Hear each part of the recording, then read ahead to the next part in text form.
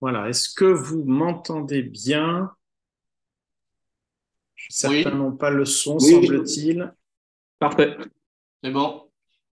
Faites-moi un signe de la main, s'il vous plaît, si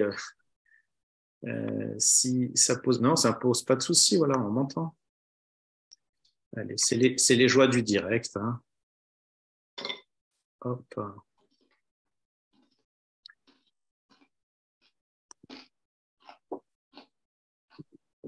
C'est les joies du direct.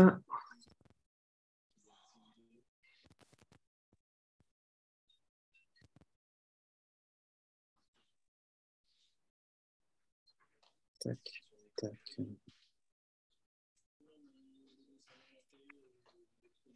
Bon.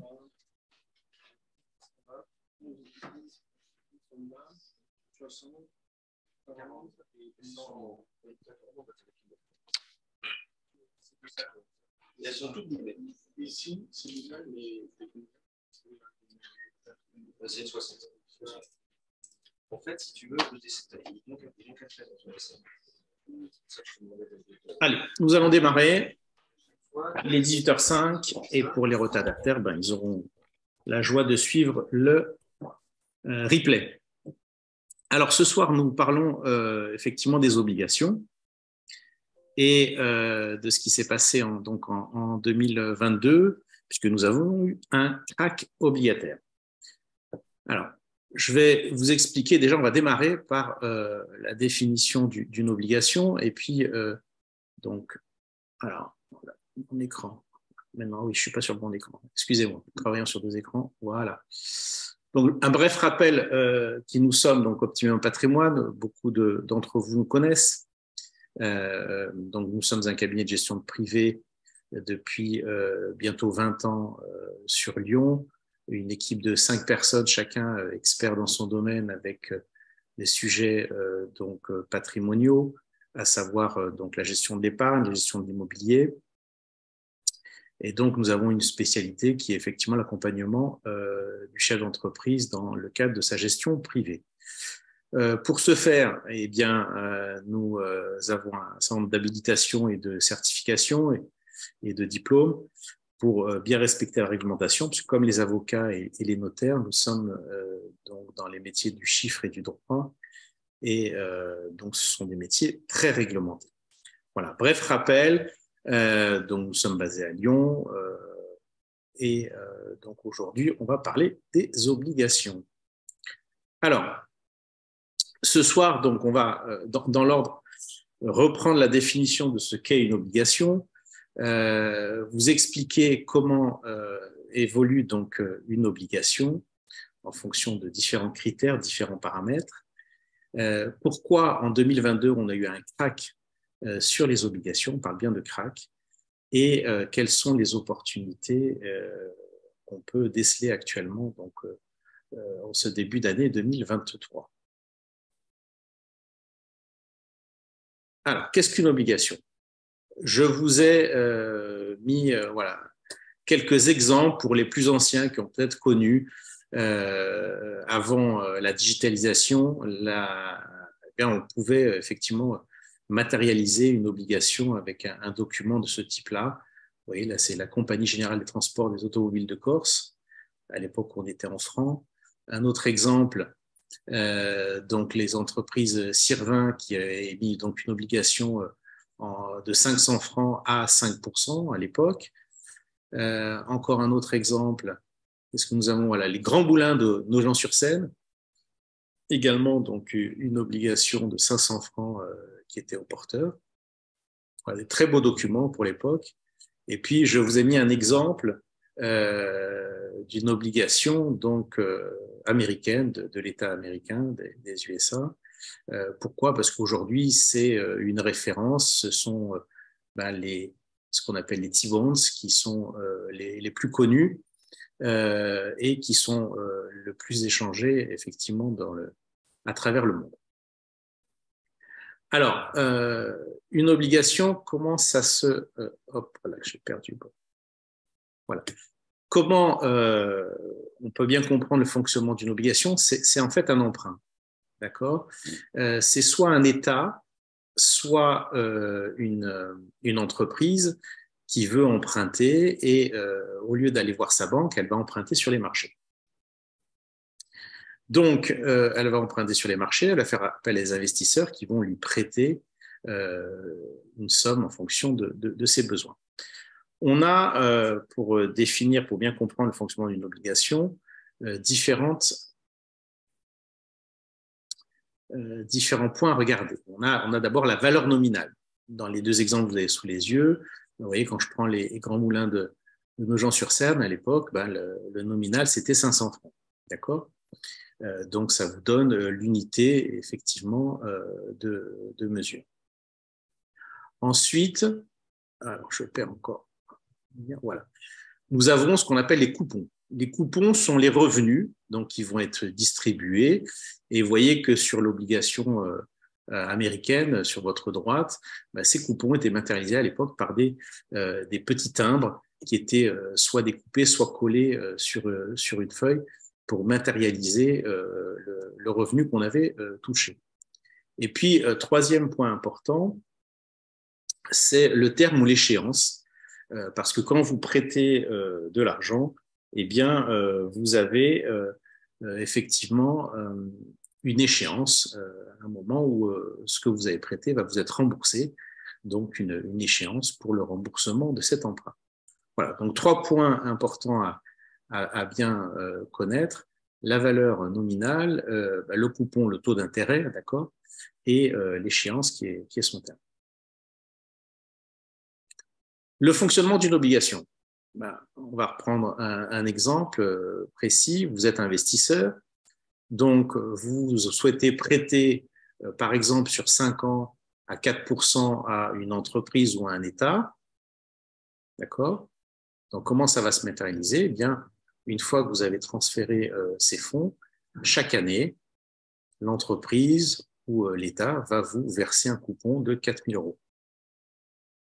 Voilà, jusque-là, rien de très compliqué. D'accord ?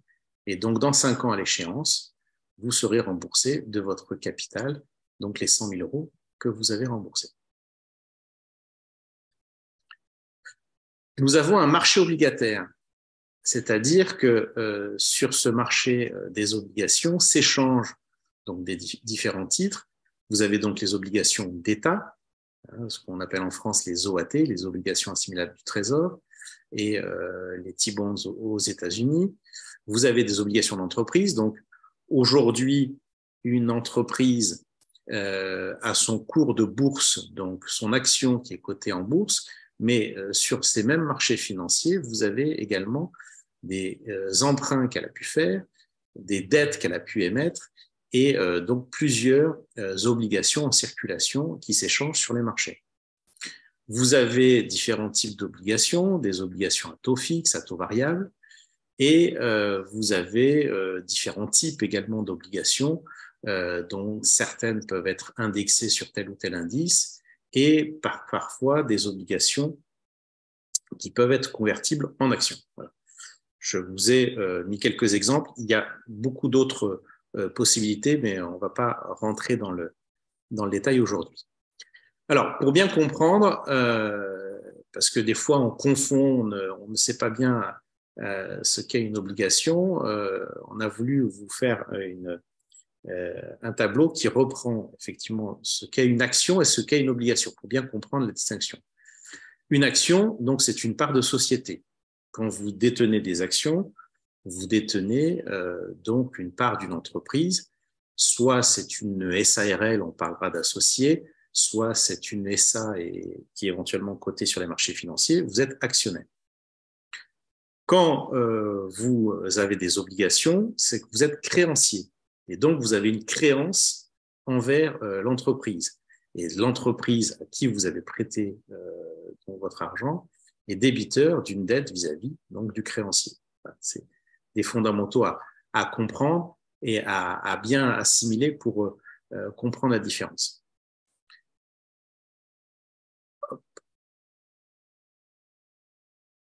Alors, ça y est, je perds la main. Chaque fois que quelqu'un arrive, je perds la main. Bon, ça y est, on y arrive. Donc, dans les deux cas, quand je suis actionnaire, je peux toucher des revenus. ces revenus s'appellent des dividendes, d'accord? Et quand je suis détenteur d'obligations, ces revenus, comme je vous l'ai présenté juste avant, s'appellent des coupons. Il faut bien comprendre le terme et à quoi ça correspond. Les paiements, est-ce qu'ils sont garantis? Quand on est actionnaire, non. Quand on est détenteur d'obligations, en principe, oui.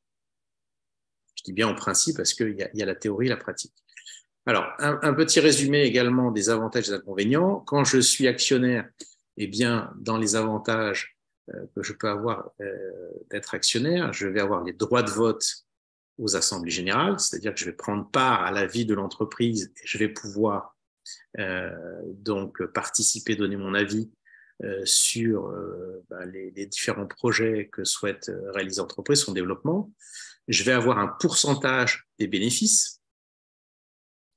Donc, ce pourcentage des bénéfices, quand il m'est versé, s'appelle donc des dividendes.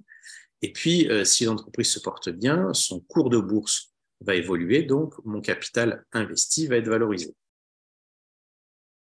Le risque, en cas sur une action, c'est qu'en cas de perte de l'entreprise, en cas de bénéfices qui baissent ou de perte une année, j'ai un risque sur mon capital. Et donc, c'est le cours de bourse qui se met à baisser. Quand je détiens une obligation, les avantages, c'est que je vais avoir une priorité en cas de remboursement quand l'entreprise doit me rembourser par rapport à d'autres créanciers, et je vais avoir une certaine protection de mon capital. D'accord? L'inconvénient, c'est que je n'ai aucun pouvoir, effectivement, de gestion sur l'entreprise, parce que je suis un créancier, je suis un tiers. D'accord? Voilà, alors quand on a ces différents éléments, voyons maintenant comment évolue la valeur liquidative, donc le cours d'une obligation. En théorie, donc comme on vient de le voir, vous prêtez par exemple 100 000 euros à une entreprise et elle va vous verser, on a pris cet exemple de 4%, elle vous verse chaque année 4 000 euros. Très bien. Ça, c'est la théorie. En pratique, ça prend plutôt cette allure, c'est-à-dire que la cotation de mon obligation peut faire qu'elle peut monter, mais elle peut également baisser. Et même si je retrouve à l'échéance le capital que j'ai prêté à cette entreprise, eh bien pendant la durée de vie de l'obligation, qui est donc valorisée sur les marchés, son cours peut monter, son cours peut baisser, même si je touche toujours mes coupons de 4 000 euros chaque année. Alors, on voit que justement, il y a des avantages et des inconvénients à cette évolution. Prenons un exemple. On va se situer il y a un an en arrière. J'achète une obligation et à l'époque, les taux d'intérêt que je peux trouver sur le marché sont de 1%. Ça veut donc dire que je vais toucher 1 000 euros par an. Je prends toujours mon exemple sur 5 ans. D'accord? Maintenant, on est au 1er janvier 2023. Justement, les taux d'intérêt ont augmenté et j'ai le choix entre une obligation à 1% ou une obligation à 5%. Si je prends une obligation avec 5% de rendement, eh bien donc je vais avoir chaque année sur mes 100 000 euros, 5 000 euros. Donc, question, qu'est-ce que vous préférez? Je ne vous demande pas votre avis. Si Sébastien, tu veux donner ton avis? Non? Bon. N'hésite pas, levez la main ou dans le chat, vous pouvez effectivement me faire signe. N'hésitez pas. Alors, oui, évidemment, face à ce genre de situation, comme disent certains, le choix est vite répondu. Donc, au 1er janvier 2023, le détenteur d'une obligation à 1% voit la valeur liquidative de son obligation perdre de la valeur. Pourquoi? Parce que, effectivement, je suis donc investisseur, j'ai le choix entre une obligation qui rapporte 5 ou une obligation qui rapporte 1%, donc je vais aller prendre plutôt cette obligation à 5%. Et celui qui détient une obligation à 1%, la valeur effectivement baisser parce que il n'a pas d'acheteur en face et donc sa valeur va baisser, c'est la loi du marché. Donc, on comprend, si vous voulez, de ce phénomène-là, très simplement que quand les taux augmentent, la valeur des obligations baisse, et quand les taux baissent, à l'inverse, eh bien, la valeur des obligations augmente. Retenez bien ça parce que c'est ce qu'on va voir dans quelques minutes, que c'est pas tout à fait logique, mais c'est effectivement le fonctionnement des marchés. Il faut bien retenir quand les taux montent, la valeur d'une obligation, la valeur des autres obligations pardon, sur le marché baisse, et quand les taux baissent, la valeur des obligations augmente. Alors, quels sont les risques pour les obligations? Parce qu'on a là aussi, dans les années 80, 90, on disait beaucoup que sur les obligations, il n'y avait strictement aucun risque, et puis que c'était l'époque où François Mitterrand disait que les Français gagnaient de l'argent en dormant, parce qu'avec les taux d'intérêt qui étaient très élevés à l'époque, eh bien, on avait des rendements très élevés avec des obligations d'État. Alors, en théorie, si vous voulez, si l'argent que j'ai prêté à une entreprise, cette entreprise fait faillite, normalement, je devrais perdre mon capital. En pratique, ça y est, j'ai perdu ma souris. En pratique, on utilise une méthode avec des outils, c'est-à-dire que je ne vais jamais prêter à une seule entreprise, donc je vais diversifier mon portefeuille. Je vais ensuite, avant d'investir, analyser la solidité des entreprises dans lesquelles j'investis ou les états, c'est ce qu'on appelle la notation. Et puis surtout, je vais suivre les taux de défaut, c'est-à-dire sur ce marché-là, sur tel type d'obligation, y a-t-il des défauts de paiement? Et ça va me permettre, en suivant cette évolution-là, de savoir si j'ai un risque d'avoir une entreprise qui fait faillite. Voilà. Je vous rappelle effectivement la théorie, donc quand les taux d'intérêt montent, la valeur liquidative baisse, donc c'est ce que je viens de vous expliquer précédemment. Et donc en pratique, on va le voir, on parle du taux pivot qui serait bientôt atteint. Oui, mais quand? Voilà, dans les 6 à 12 mois, c'est ce qu'on va voir dans les prochains exemples. Voilà, donc sans rentrer dans le détail, mais déjà pour bien comprendre, donc on va passer à l'écran suivant, ce sera plus simple. Voilà, on va voir les différents risques et puis on va revenir sur l'évolution des obligations. Comment on note une obligation et comment on note effectivement le sérieux d'une entreprise ou d'un État? Vous avez peut-être entendu parler il y a quelques années des agences de notation, Standard & Poor's, Fitch et d'autres, qui notent justement depuis maintenant des dizaines d'années, aussi bien les États que les entreprises sur leur solidité. Un État très solide, un débiteur très solide, c'est quelqu'un qui va être noté AAA. Vous voyez sur notre écran, donc aujourd'hui, en AAA, on a l'État allemand, on a des entreprises comme Johnson & Johnson, et puis donc on va avoir différentes notations. La France était il y a moins de 10 ans en arrière, AAA, et puis a perdu son fameux AAA pour devenir AA+, et je ne sais pas si on n'est pas AA- maintenant, mais donc elle a perdu son AAA. Vous voyez que on a aussi les États-Unis qui sont AA, et puis Apple. Donc aujourd'hui, Apple, c'est une entreprise aussi solide que l'État américain ou que l'État français.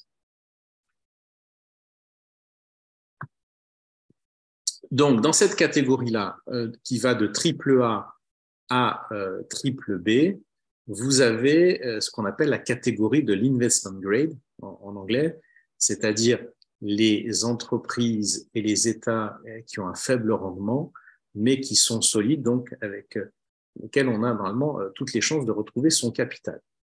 Ensuite, vous avez ce qu'on appelle le high yield, donc le marché du haut rendement, où on retrouve les entreprises un peu moins bien notées, qui vont de BB+ à CC-, et vous voyez quand même des noms solides et des entreprises que tout le monde connaît qui, avec quand même un peu de chance, on devrait retrouver dans 10 ans, dans 20 ans, qui vont évoluer, qui ont des moments parfois difficiles, mais bon, vous voyez, quand on a en triple C Foncia, gestionnaire de biens immobiliers, bon, sauf si tout est rasé, Foncia devrait évoluer et devrait continuer à gérer ses immeubles dans les 10, 20 prochaines années.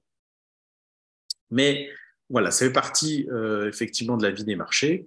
Et donc aujourd'hui, ben, tiens, on prend l'exemple d'EDF, qui est noté triple B.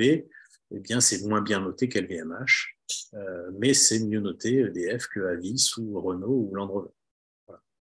Et ça permet de nous donner un petit peu. Et tout ça, c'est une analyse financière, donc ce ne sont pas des notes qui sont données n'importe comment.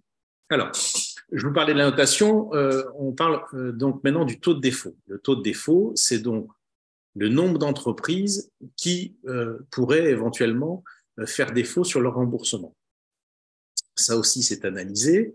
Et donc là, vous voyez dans ce graphique le taux de défaut donc, des obligations high yield, donc haut rendement et un peu plus risqué que donc l'investment grade. Et donc, vous voyez que la moyenne se situe depuis maintenant une vingtaine d'années entre 2 et 4%, d'accord, de défaut, avec, bah, quand on a eu effectivement la bulle Internet début des années 2000, un taux de défaut qui est monté à 10%, 10-12%. Quand on a eu la crise financière entre 2008 et 2009, donc un taux qui est monté à 14%, mais sinon, le taux de défaut est entre 2 et 4%. Et les prévisions qui sont faites par les analystes aujourd'hui, c'est que, au vu de la situation actuelle, des prévisions entre 2,5 à 4% d'ici un an de taux de défaut, mais qu'il n'y a rien d'inquiétant dans ce marché. Mais voilà. Quand on sait qu'on a un défaut autour de 4%, ça veut dire que, eh bien, sur 100 investis, j'ai peut-être un risque que 4% de mon capital soit mangé par les entreprises qui feraient défaut. Mais c'est, voilà, somme toute une moyenne, et donc c'est important à le connaître. C'est pas un risque comme sur les marchés actions qui peut être de 20, de 30, de 50%. Alors, on arrive à, eh bien, qu'est-ce qui s'est passé en 2022 ? Alors, sous les yeux, vous avez un tableau, alors, qui n'est pas très compliqué à comprendre, mais qui résume bien la situation. 2022, tout est rouge. Pourquoi ? Parce que qu'on investisse aussi bien sur les obligations d'État, les obligations d'entreprise, sur le marché américain, sur le marché européen, qu'on détienne de l'or, qu'on achète du bitcoin, qu'on achète des actions françaises, quelle que soit la catégorie des actions ou même de l'immobilier, ben on voit que d'une façon générale, tout a baissé, tout est en rouge. D'accord ? Vous voyez, je vous ai mis en comparaison 2019. 2019, c'était l'année où tout montait, bon, bien sûr dans des proportions différentes. Hein. Si j'étais un emprunt obligataire, enfin si j'étais sur de l'obligation, je faisais quand même des évolutions de 10-15%. Si j'avais acheté du Bitcoin, je faisais 94%. D'accord ? Mais on voit, voilà, justement, le Bitcoin aujourd'hui, pour prendre les extrêmes, eh bien en 2022, c'est moins 64%. Bon. Donc, les obligations n'échappent pas à ce marché morose. Pourquoi ? Eh bien, voilà, la faute à l'inflation. On ne va pas refaire l'histoire. Hein. Vous connaissez un petit peu la vie économique autour de vous et vous voyez ce qui s'est passé donc en 2022. C'est pas que la faute aux Russes et à la guerre en Ukraine, mais donc l'inflation est repartie. Ça faisait 20 ans qu'on n'avait pas connu ces niveaux de taux d'inflation.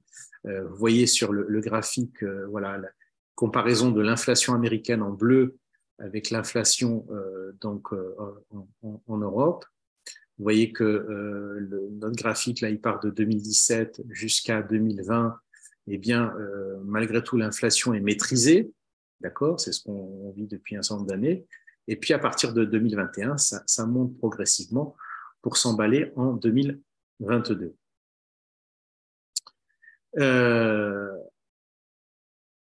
Donc, voilà, vous avez les chiffres là vraiment à jour, puisque donc au 9 janvier, donc il y a 2 jours, l'inflation en Europe est en moyenne à 9,2% et l'inflation aux États-Unis est à 7,11%. D'accord? Donc, on voit que l'inflation en Europe s'est vraiment emballée. Vous savez maintenant pourquoi. Alors, qu'est-ce qui se passe? Dans ce genre de situation, les banques centrales, elles vont vouloir freiner cette inflation. Et comment freiner l'inflation? On va remonter les taux d'intérêt. Même si c'est difficile, il faut remonter les taux d'intérêt pour freiner cette hausse des prix. Et donc là, vous avez le taux de la Banque centrale européenne, donc un taux de référence. Et vous voyez l'évolution des taux là aussi depuis 20 ans, avec ce calme plat où les taux zéro qu'on a connus entre 2014 et aujourd'hui, et donc une remontée très nette depuis 6 mois, donc pour être aujourd'hui autour de 2,5.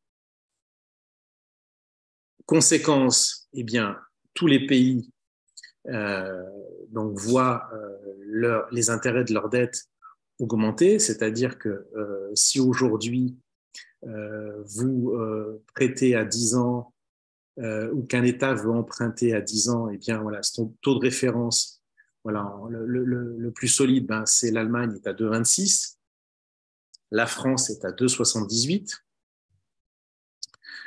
Les États-Unis sont à 3,60 actuellement et l'Italie, à titre d'exemple, est à 4,30. Vous voyez qu'on a un écart, malgré le fait qu'on soit en zone euro et que l'Allemagne et l'Italie sont dans la même zone, eh bien, l'Allemagne est plus solide, donc elle peut emprunter à 2,26, alors que l'Italie doit emprunter à 4,30. Ici, nous voyons justement l'évolution des obligations maintenant des entreprises.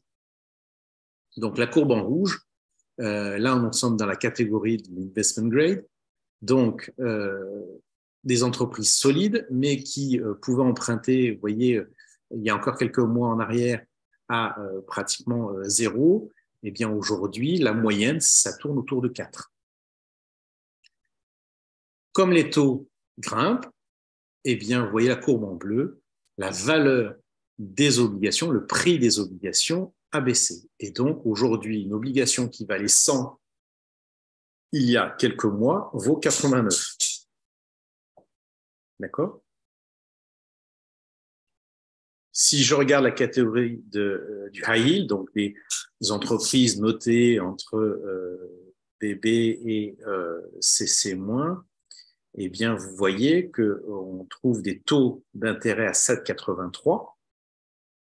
D'accord? Donc, une forte augmentation des taux et une valorisation donc, de ces obligations à 86. C'est-à-dire que si j'ai mis 100 000 euros dans cette catégorie il y a un an, eh bien aujourd'hui, si je vends ces obligations, je récupère 86 000.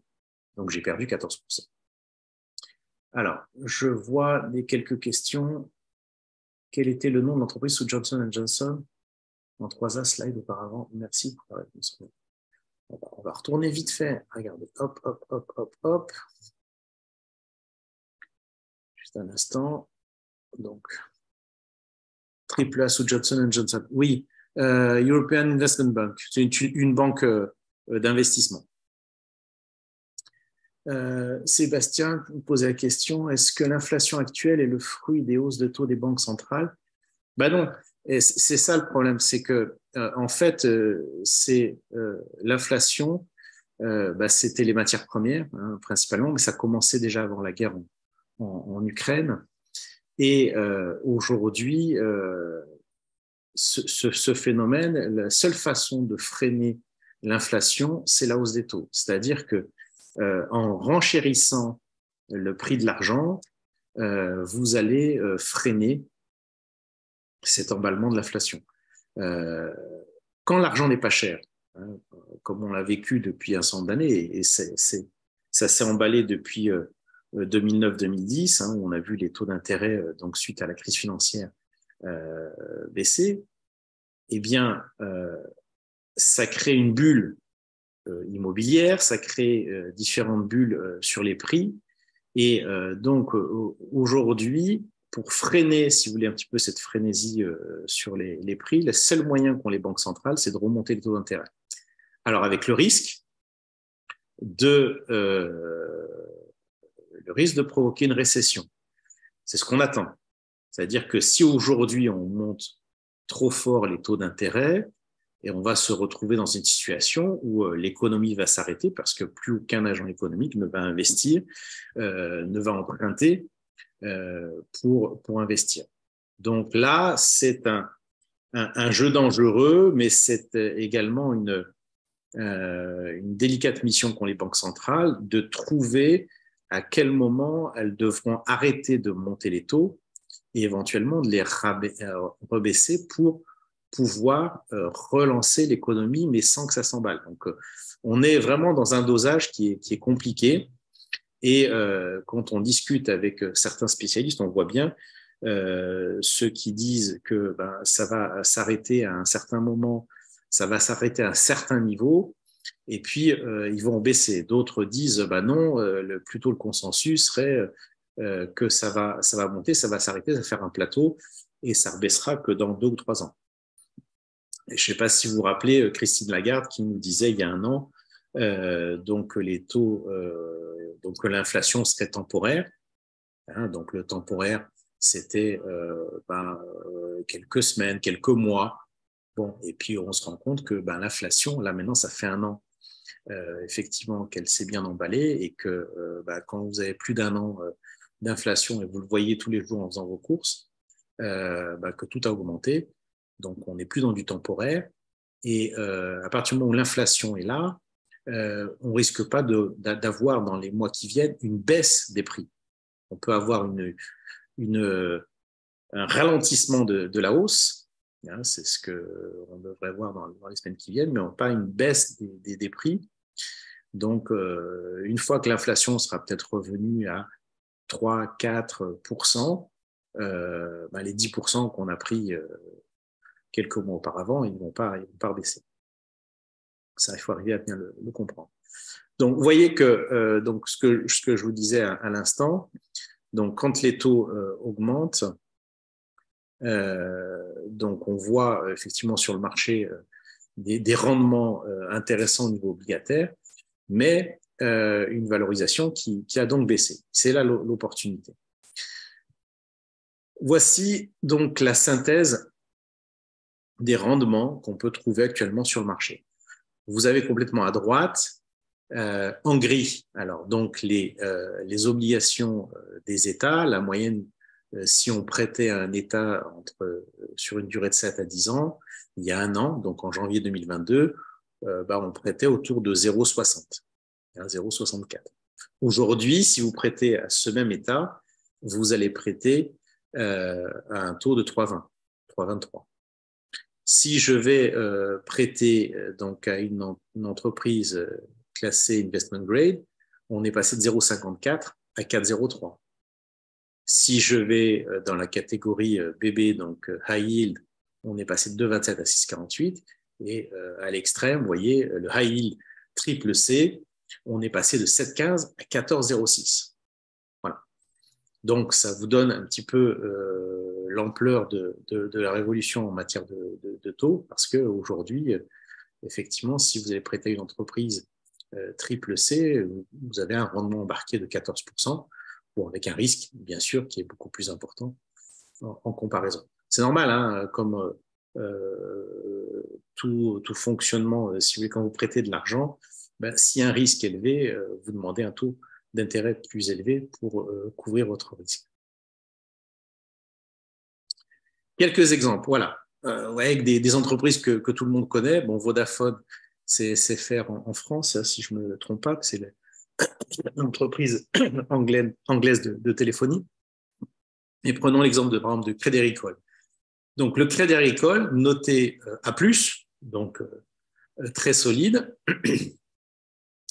Si donc je prêtais au Crédit Agricole en 2020, d'accord, donc en 2020, j'avais une obligation à échéance 2027 qui me donnait un coupon de 0,18.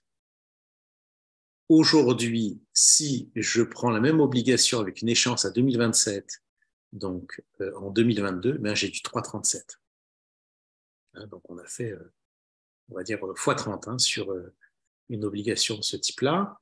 Si je vais dans la catégorie high yield, Valeo, donc équipementier automobile, ou Free, donc opérateur téléphonique, vous voyez qu'on est passé de 1% à 5,37 dans les deux cas. Et ce qui est intéressant, c'est que vous voyez, en 2021, donc si je prends Free, hein, en 2021, je prenais une obligation à échéance 2028, donc une durée de 7 ans, d'accord, 2021-2028, qui me donnait du 1,87. Et aujourd'hui, enfin, l'année dernière, en 2022, donc si je prenais une obligation à échéance 2027, donc une durée d'1 an de moins, donc 6 ans, j'ai, pour une durée plus courte, une obligation qui me verse 5,37.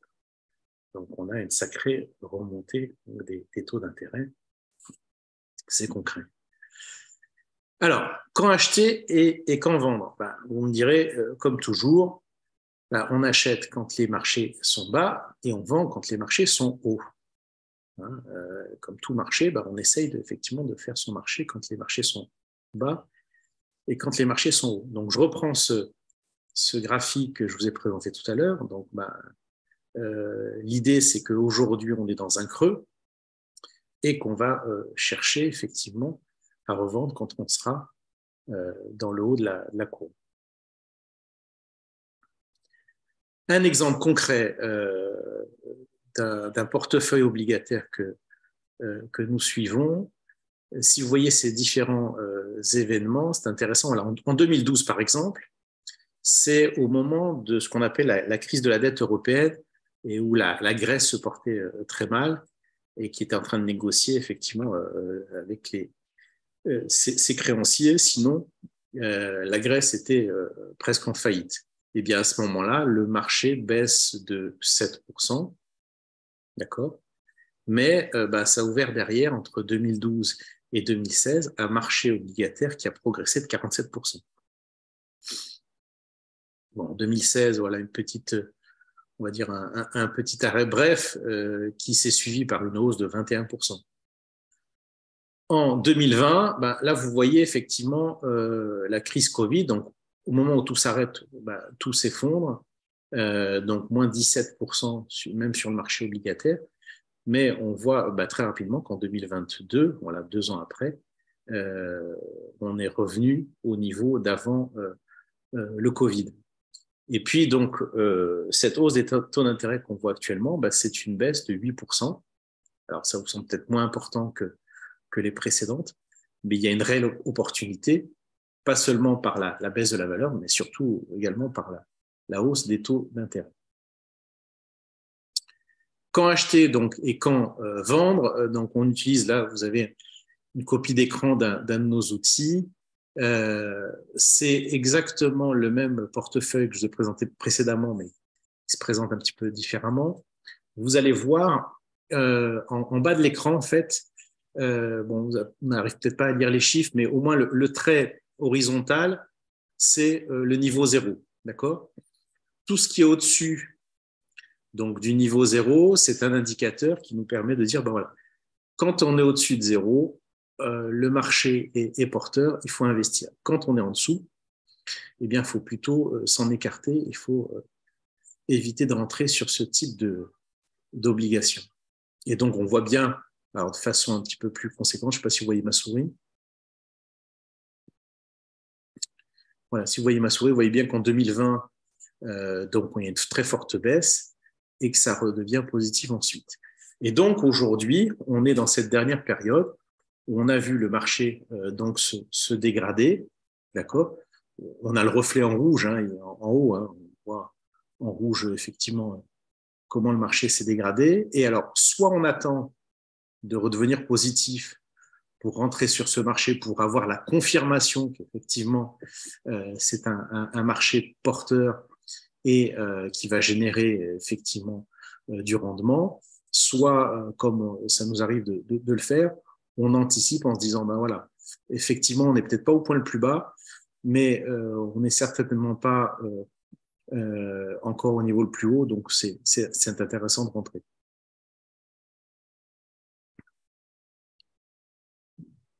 Ah oui, Sébastien posait la question, pardon. C'est quel marché? C'est court. Bah, c'est le marché obligataire. C'est un fonds obligataire, donc c'est pas du tout le marché des actions, mais on pourrait croire effectivement que ce sont des actions parce que à un certain moment, ça baissait comme les actions. Voilà. Mais ce sont des valorisations d'un portefeuille obligataire. Est-ce que j'arrive à passer à l'écran suivant? Voilà, hop, un peu vite. Alors, les solutions, bah, elles sont très simples aujourd'hui. En tant que particulier, si vous n'avez pas quelques millions à investir, bah, vous ne pouvez pas acheter une obligation, puisque aujourd'hui, le ticket d'entrée sur une obligation, c'est au minimum 100 000 euros. D'accord? Donc, si vous voulez constituer un portefeuille pour diversifier, bah, il vous faut plusieurs millions. Donc, on conseille à nos clients de passer par des FCP obligataires pour la diversification. Oui, mais lequel, hein, vous allez me dire. Eh bien, ça dépend de votre horizon d'investissement. Et effectivement, vous avez des fonds obligataires qui sont plutôt gérés sur le court terme et vous avez des fonds obligataires gérés plutôt sur le long terme. On n'est pas rentré dans le détail parce que là aussi, je ne veux pas être trop technique, mais vous savez que vous avez des taux d'intérêt plutôt pour du court terme et des taux d'intérêt pour du moyen long terme. Quand on voit, donc on a des obligations dont l'échéance est courte, donc en principe, elles n'ont pas des taux d'intérêt très très élevés, et plus on prête sur le long terme, plus on demande un taux d'intérêt élevé. Donc là aussi, ça dépend de votre horizon. D'accord? Aujourd'hui, on parle beaucoup des fonds à échéance, des fonds datés. Et c'est ce que les gérants constituent aujourd'hui. Ce sont des fonds dans lesquels ils vont mettre des obligations avec une échéance connue à l'avance. C'est-à-dire que si aujourd'hui j'ai un horizon court terme, ben, on va avoir des fonds datés à 3-4 ans, d'accord, en disant ben voilà, on investit maintenant et on sait qu'on sera remboursé quoi qu'il arrive dans 3 ou 4 ans avec le rendement embarqué qu'on peut trouver aujourd'hui. Si, par exemple, on a un horizon plus lointain, on pourrait choisir un fonds avec une échéance à 10 ans et donc avec des titres plus diversifiés sur long terme. FCP, donc M. Schreier nous demande qu'est-ce qu'un FCP? FCP, ça veut dire fonds commun de placement.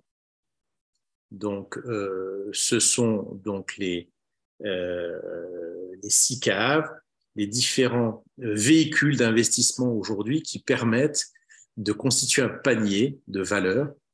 Et en fonction du type de gestion, bah, vous allez avoir des FCP actions, vous allez avoir des FCP obligataires sur des obligations, vous allez avoir des FCP monétaires. Donc, c'est simplement le véhicule, un des véhicules les plus utilisés en France pour investir. Il y en a des milliers et qui permettent de donner aux gérants effectivement une ligne directrice et de pouvoir effectivement gérer avec un volume. C'est ce qu'on appelle la gestion collective. D'accord? Tout à fait, Sébastien. Alors, je continue. Voilà. Alors là, je ne veux pas rentrer, je l'ai gardé, mais alors ce qui est intéressant voilà, sur les fonds obligataires à échéance, c'est que, voilà, prenons un exemple, un fonds qui a été créé en 2020, dont l'échéance est 2026. Eh bien, on se dit, il y a une date d'entrée, il y a une date de sortie, bon, bah, je vais garder le fonds pendant les 6 ans. Mais il y a des petites astuces, il y a des points à regarder, qu'on regarde, c'est que même si l'échéance est à 2026, en fonction de la courbe des taux, en fonction de l'évolution du marché, en fonction de la vie de l'entreprise, il est peut-être plus judicieux de sortir avant. Ce n'est pas parce que le fonds a une échéance avec une date précise qu'on ne peut pas sortir de ces fonds-là. Et très souvent, en fonction, voilà, si aujourd'hui une entreprise, je prends un exemple, une entreprise va emprunter, voilà, disons à 5%, d'accord, à une échéance 10 ans. Mais que dans les 3-4 ans, justement, les taux d'intérêt se mettent à baisser, eh bien, l'entreprise a intérêt, comme vous le feriez, vous, quand les taux baissent, de se dire, ben, tiens, j'ai emprunté à 5%, tiens, maintenant, aujourd'hui, je trouve des taux à 3%, eh bien, je vais emprunter à 3%, et avec la somme que j'emprunte à 3%, je vais rembourser mon emprunt à 5%. D'accord? C'est comme beaucoup de Français ont fait pour, justement, quand les taux d'intérêt ont baissé, on renégociait leur taux d'intérêt auprès de leur banque pour leur emprunt immobilier. Donc, on peut trouver ce phénomène-là et donc vous ne maîtrisez pas, vous, le remboursement. Donc, si vous avez une obligation à 5% et que le débiteur décide de tout vous rembourser, il a le droit. Donc, vous allez vous retrouver avec votre capital qui est remboursé, très bien, mais vous n'avez plus votre coupon de 5. Donc, on anticipe ce genre de phénomène et donc dans un portefeuille, on va éventuellement sortir plus tôt que l'échéance si on voit qu'effectivement les taux d'intérêt ont évolué dans un certain sens qui n'est pas favorable aux détenteurs d'obligations. Quelques exemples, voilà, pour conclure. Donc des exemples, par exemple, une société avec laquelle on travaille qui s'appelle Sony, qui a 2 types de fonds obligataires et qui actuellement, vous voyez, alors si je regarde la première ligne, je suis voilà, Sony Euro Stratégique, donc au 6 janvier 2023, j'ai la valeur de ma part, très bien. On voit que effectivement sur un an, ce portefeuille a baissé de 7%, qu'en 2022, donc on a fait moins 7,77, mais qu'actuellement, le portefeuille est composé de telle façon que si je rentre maintenant sur ce portefeuille, j'aurai 6,10% de taux actuariel. Dans cette même société, on a également un autre fonds qui s'appelle Sony Euro Crédit Opportunité, donc la gestion des obligations n'est pas identique et donc qui embarque actuellement un taux de 8,07. Donc c'est rien à voir. Si je vous montre les taux de ces portefeuilles il y a 2-3 ans en arrière, ça n'a rien à voir. Là, ça a énormément augmenté, donc c'est très intéressant. Un autre exemple chez Keren, une autre société, Keren Finance, qui a un fonds qui s'appelle Keren Corporate. Bon, là aussi, vous voyez, au 30 décembre 2022, la composition du portefeuille, avec 80 lignes en portefeuille, une sensibilité de 2,48. Donc la sensibilité, c'est donc comment réagit le portefeuille en fonction de la hausse ou de la baisse des taux d'intérêt. Donc c'est une sensibilité très faible. Duration, ça veut dire 2,61 que sur les 80 lignes en portefeuille, ces 80 obligations dans 2 ans et 60, donc un peu plus de 2 ans et demi, l'intégralité du portefeuille sera remboursée. Donc là, c'est un portefeuille très court en termes de duration. Ce n'est pas un portefeuille qui est sur une durée très longue. La notation moyenne, voilà, de ces 80 lignes, est de BB-, et donc ça nous donne un portefeuille qui embarque un rendement de 7,32. Donc, très intéressant. Voilà, j'ai terminé. J'ai voulu, vous voyez, déjà 1 heure qui est passée, donc place un peu à vos questions. Je vais vous inviter, alors hop, si je m'y retrouve, à ouvrir vos micros, même si on est nombreux, on devrait pouvoir s'en sortir. Hop, alors où je suis, c'est là. Tac.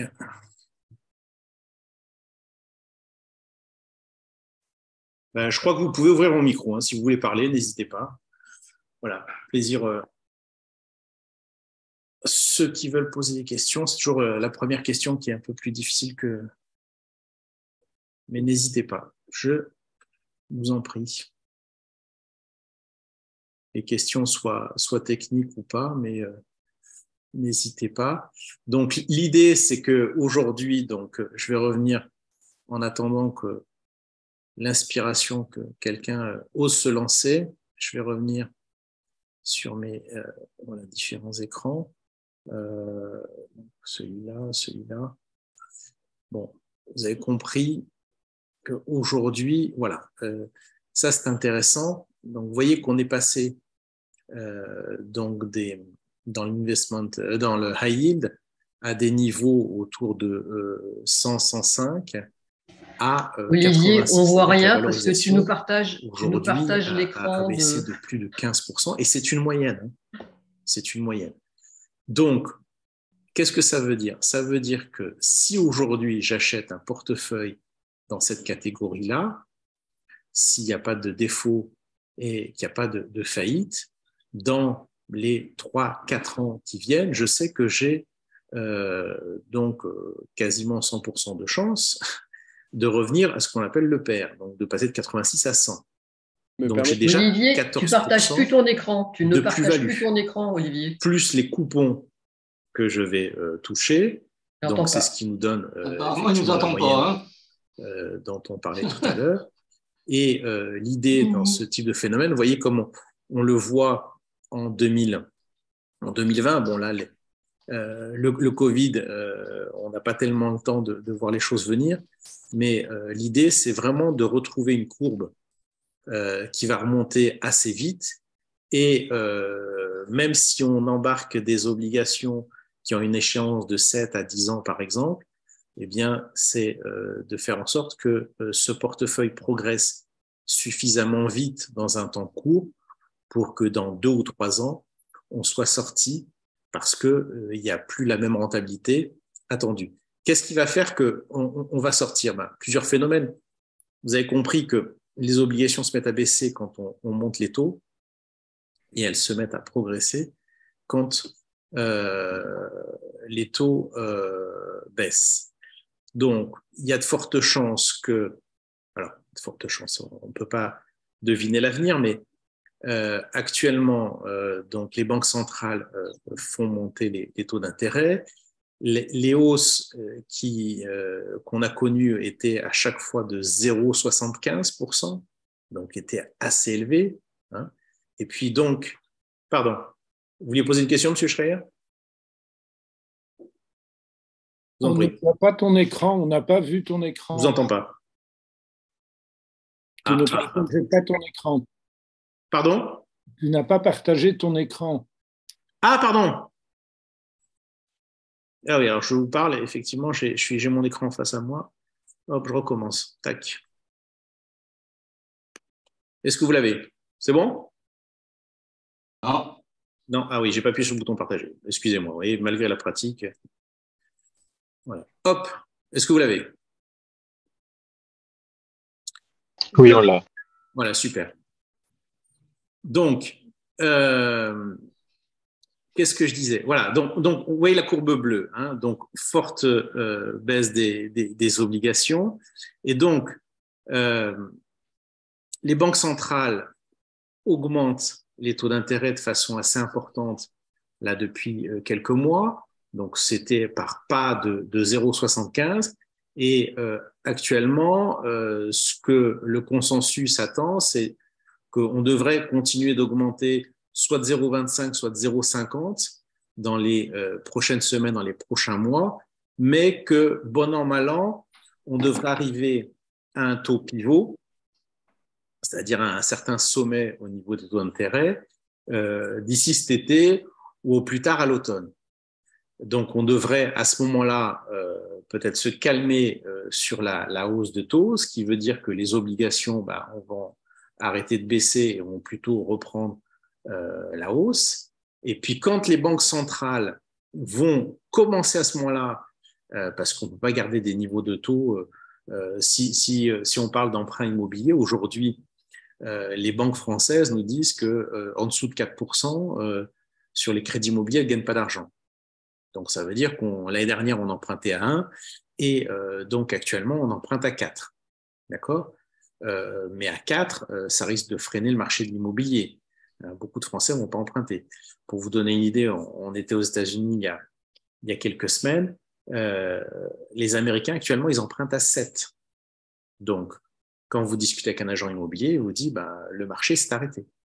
Voilà, ils ne vendent plus rien. Donc, Si cette hausse de taux arrête à l'évolution d'un marché, qu'est-ce qui se passe? C'est une récession et il ne faut pas que la récession s'installe. On sait qu'on peut avoir une récession ou une croissance vraiment qui ralentit, mais si c'est temporaire, encore une fois, c'est supportable. Si ça dure 1 an, 2 ans, 3 ans, là, ça devient insupportable. Et donc, c'est beaucoup plus difficile pour redémarrer l'économie. Donc, on va se retrouver à ce moment-là, quand les taux, la hausse des taux sera terminée et qu'on peut imaginer un plafond, un palier qui se calme et puis qui commence à baisser, à ce que, on va sortir des obligations parce qu'on aura pris le rendement maximum et qu'à ce moment-là, les obligations vont devenir moins intéressantes. Donc, on sortira ce type de portefeuille à ce moment-là, à la fin de la récession, pour revenir éventuellement sur les actions. D'accord? C'est comme ça qu'il faut voir les choses. C'est-à-dire que ça va, on ne va pas faire des prédictions, mais on peut se dire que l'opportunité pour acheter des obligations, c'est entre maintenant et dans les 6 prochains mois, et qu'une fois qu'on aura atteint ce palier, ce plafond, et que les taux d'intérêt commenceront à ralentir, voire à baisser, on commencera à sortir des obligations pour retourner sur les actions, parce qu'à ce moment-là, à nouveau, la croissance repartira, et donc ça sera plus intéressant d'être sur les actions que sur les obligations. Voilà, je ne sais pas si vous avez d'autres questions, mais j'espère avoir été assez clair et pas trop technique. Et l'idée, c'est de vous expliquer ça, parce que c'est vrai que ce type de phénomène, on ne le rencontre pas souvent. Depuis presque 30 ans, on a plutôt vécu dans une période où les taux d'intérêt ne faisaient que baisser. Donc là, une hausse d'intérêt aussi importante, rapide et qui peut être un peu durable, il y a justement un intérêt à comprendre. Il y a les avantages et les inconvénients, c'est-à-dire que si vous êtes prêteur, vous avez un intérêt à investir sur ces obligations parce que vous avez un meilleur rendement. Si vous êtes emprunteur, ça vous coûtera plus cher qu'il y a 1 an. Ça, c'est évident. Mais on ne peut pas avoir effectivement tous les avantages tout le temps. Voilà, si vous avez d'autres questions, je vous en prie. Les micros, vous pouvez ouvrir vos micros. Hein. Il n'y a pas de problème. Bonjour, j'ai peut-être une question. Est-ce qu'on m'entend? Oui, on vous entend bien. Je ne vois pas Oui, alors, qui parle, mais... c'est moi. Je vais pas parler parce que j'étais encore au bureau. Moi, je connais pas. Je suis un peu novice à tout ça. Je connais un peu les actions de ça, mais les obligations, pour moi, dans ma tête, c'était un peu les placements classiques type assurance vie et livret A qui étaient indexés sur les obligations. Je crois que c'est les obligations de l'État d'ailleurs. Dites-moi si je me trompe. Mais alors, comment on fait si, par exemple, on veut aller sur le marché des obligations un petit peu plus classiques? Donc, par exemple, en fonction des notes, imaginons demain, là, je vais prendre une d'Apple. Bon, je ne peux pas prendre Apple parce que c'est trop cher. Alors, il y a les fameuses SCP, mais alors, je ne sais pas c'est quoi. C'est un produit financier, c'est une entreprise, il faut aller voir la banque. Un FCP, c'est un panier. Comme je vous expliquais, c'est un panier. Toutes les banques, tous les organismes financiers qu'on appelle les gérants d'actifs en proposent, mais vous avez énormément de catégories.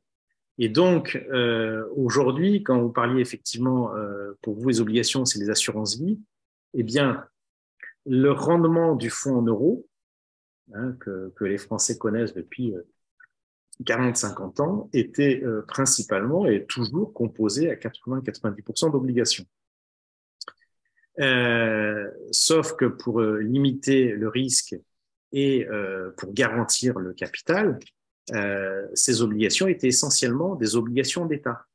Donc, comme je vous disais, dans les années 80-90, on avait des taux de 6-7% sur une assurance vie en fonds en euros, aucun risque, on pouvait dormir tranquille. Mais les taux n'ont fait que baisser depuis 30 ans et ça s'est bien amplifié depuis 2008-2009 parce que au moment de la crise financière, au moment où les banques allaient faire faillite, les États sont intervenus et pour relancer la croissance, pour relancer l'économie, ils ont décidé, les États, les différentes banques centrales, de baisser les taux d'intérêt. Et donc, qu'est-ce que vous avez dans une assurance vie quand vous avez des obligations d'État? En fait, l'assureur, la compagnie d'assurance, achète des obligations, c'est-à-dire qu'elle prête de l'argent aux différents États et donc elle compose un portefeuille avec des obligations d'État. Mais comme en face, c'est l'État, c'est l'emprunteur qui fait en fin de compte le taux d'intérêt, eh bien, comme les taux d'intérêt depuis 2009-2010 ont beaucoup baissé, c'est pour ça que sur vos assurances vie, vous trouviez des taux d'intérêt qui aujourd'hui tournent autour de 1%, entre 1,5% et 2%. Donc, pas du tout intéressant. Mais on n'achète pas et on ne vend pas des obligations pour un assureur comme ça du jour au lendemain.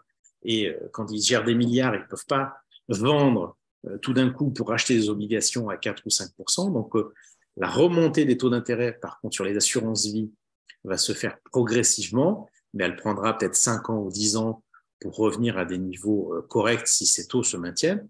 Par contre, un gérant d'actifs et donc un cabinet comme nous, on peut aller avec les gérants qui proposent ce type de fonds sur les marchés et tout de suite mettre dans une assurance vie un fonds qui embarque exactement le même type d'obligation que vous aviez avant, mais d'être beaucoup plus réactif pour sortir du rendement immédiatement.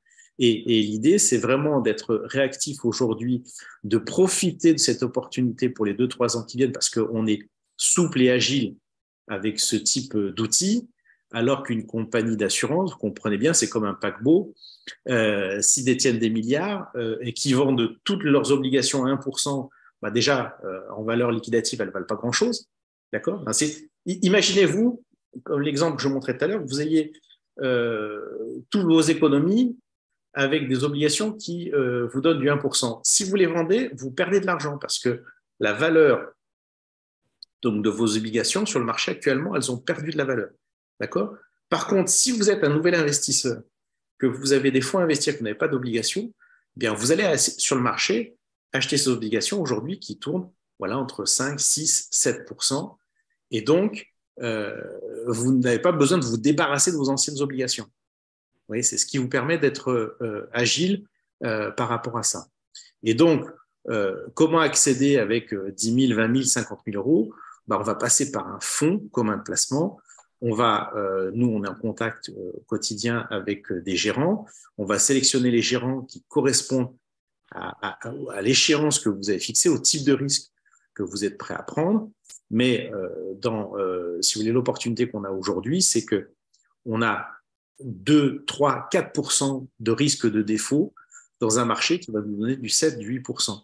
Donc, on sait que pour les 2 ans qui viennent, les 3 ans qui viennent, on va grosso modo aller chercher 15-20% de performances cumulées avec très peu de risques.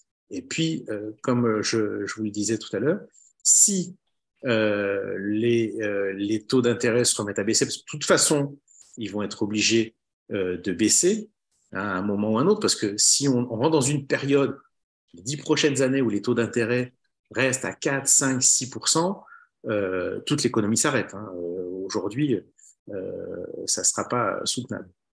Donc, on sait qu'on va atteindre très rapidement ce taux plafond, ce taux pivot, et qu'à ce moment-là, les taux d'intérêt vont se remettre à baisser. Alors, on ne sait pas déjà encore à quelle cadence, à quelle vitesse, sur quelle durée, mais on aura fait la moitié ou les 3/4 de la performance. Et donc, dans ce laps de temps, eh bien, on aura fait du rendement et on sortira des obligations pour aller sur autre chose s'il y a des opportunités sur d'autres marchés. Est-ce que j'ai bien répondu à votre question? Alors, oui, j'essaie juste de reformuler, voir si j'ai bien compris. Ouais. Du coup, par exemple, moi actuellement, j'ai des assurances vie, ça passe majoritairement par des obligations. Je vois d'ailleurs qu'on peut même en sélectionner un peu maintenant sur le taux de la banque. Sauf que les assurances vie, c'est des trucs énormes, donc ils mettent du temps à remplacer un petit peu tout leur stock. Et donc, eux, ils sont pas agiles par rapport au marché, donc le temps de remonter à des taux intéressants, c'est très long. Oui. Là où, par exemple, vous qui êtes plus petit, donc plus agile, ou même si pour l'exercice mental, je dis, bah, imaginons que j'aille en direct sur le marché obligataire, bah là je peux dire, ah bah non, mais moi je fais mon marché, je fais ma popote maintenant, et donc je m'adapte et je passe directement au taux actuel 4% qui est plus intéressant, quoi. Et le jour où ça change, on change notre poids plus rapidement, quoi. Exactement. Ok. Et du coup, Exactement. ouais. Ok. Voilà. Donc, Et donc, soit, si vous voulez, nous, on travaille depuis déjà de nombreuses années avec ce qu'on appelle si on veut travailler sur un contrat d'assurance vie, puisque la fiscalité demeure encore intéressante, eh bien, on travaille avec des contrats, ce qu'on appelle architecture ouverte. Ça veut dire quoi? Ça veut dire que si vous avez un contrat d'assurance vie dans votre banque, très souvent, soit c'est ce qu'on appelle un monosupport qui est investi essentiellement en fonds euros, donc vous n'avez pas le choix de changer de support financier. Soit vous êtes sur un multi-support, mais très souvent, les supports proposés par votre banque sont essentiellement des supports maison, et donc vous avez peut-être une dizaine de choix, mais vous n'aurez pas cette catégorie d'obligations qui vous est offerte. Nous, on travaille sur des contrats, donc on dit architecture ouverte, avec des centaines, voire des milliers de supports différents. Et l'opportunité qui existe actuellement, c'est de pouvoir rentrer avec des nouveaux supports qui embarquent ce type d'obligations ou d'anciens supports où le gérant a intégré déjà depuis 3 mois, depuis 4 mois, des obligations qui donnent ce rendement et donc qui va nous donner donc un taux actuariel de 6, 7, 8% en fonction de l'échéance que je vise. Et donc ça, c'est très important pour nous parce que si on rentre dans un cadre d'assurance vie et qu'on est en fait sur des rails et qu'on ne peut pas choisir la gestion qu'on veut apporter à notre épargne, on dépend de l'organisme financier qui va, effectivement, c'est ce qui s'est passé malheureusement depuis des années, faire évoluer les taux d'intérêt dans son intérêt à lui, mais pas dans l'intérêt de son épargnant. Tandis que nous, aujourd'hui, on utilise des contrats d'assurance vie dans des compagnies d'assurance qui détiennent les fonds, d'accord, hein, ils vous doivent, si vous voulez, l'aspect administratif et réglementaire par rapport à un contrat d'assurance vie lambda, mais ils nous délèguent et nous donnent la possibilité de gérer comme vous souhaitez ou en fonction des conseils qu'on donne à nos clients et pas en fonction de ce que l'organisme financier veut faire. Donc ça, c'est très important d'avoir cette liberté de choix, de dire j'ai un contrat d'assurance vie qui a un cadre juridique et fiscal, mais dans ce contrat, si je veux rouler en Ferrari, je roule en Ferrari parce que j'ai envie d'aller à 200 à l'heure et je vais sur des actions. Si j'ai envie d'être prudent parce que dans 6 mois, je veux dépenser mon argent, que j'ai un projet immobilier ou j'ai une dépense à faire, je vais plutôt à ce moment-là aller sur un support prudent pour ne pas prendre de risque sur mon capital. Voilà. Et c'est cette liberté, c'est ce qu'on appelle cette architecture ouverte et multigestion qui permet de dire à un moment, voilà, je suis plus offensif parce que j'ai du temps et je veux effectivement épargner dans un horizon plutôt lointain, je veux prendre un peu de risque pour améliorer la rentabilité, ou je préfère effectivement avoir la disponibilité de mon épargne et donc sécuriser en fonction de l'échéance que je me suis fixée. Voilà, alors je me permets de regarder les autres questions. Alors, oui, moi j'avais une question, tu m'entends? Oui, Mathéo, voilà. Je Salut. vois une question. Alors, sur un horizon court, avantage et inconvénient d'acheter des obligations d'État ou investment grade high yield.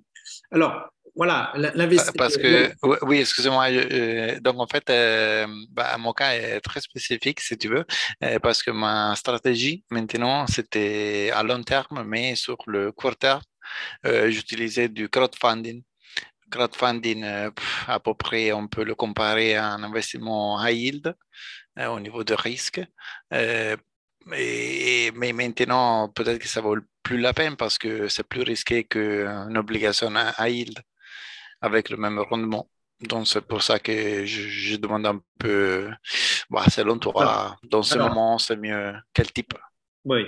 Alors, justement, il faut déjà qu'on ait bien tous la même définition de l'horizon court. On parle souvent, nous, c'est des termes qu'on utilise quotidiennement, le court, le moyen et le long terme. Alors, dans notre jargon, le court terme, c'est moins de 2 ans, le moyen terme, ça commence à être 3 ans, 4 ans, 5 ans, 6, voire 7 ans. Et puis, le long terme, c'est tout ce qui est à partir de 6-7 ans au-delà. Donc, si on parle de court terme, on est sur 2 ou 3 ans. Aujourd'hui, investir effectivement sur des obligations, quelle que soit, on va dire, la catégorie, on est OK, mais simplement, si je vais sur le high yield, c'est plutôt sur un horizon 2 ou 3 ans pour avoir 99% de chances de ne pas prendre de risque.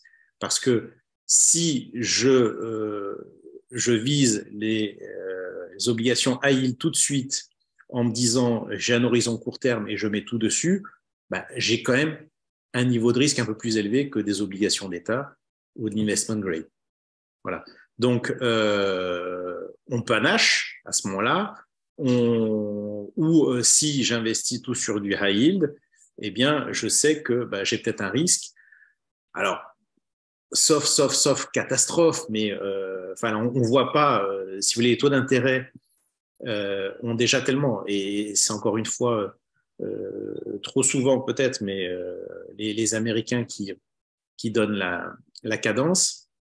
Donc aujourd'hui, on pourrait penser qu'on est presque arrivé à la fin de la hausse des taux, mais ça peut durer encore quelques mois.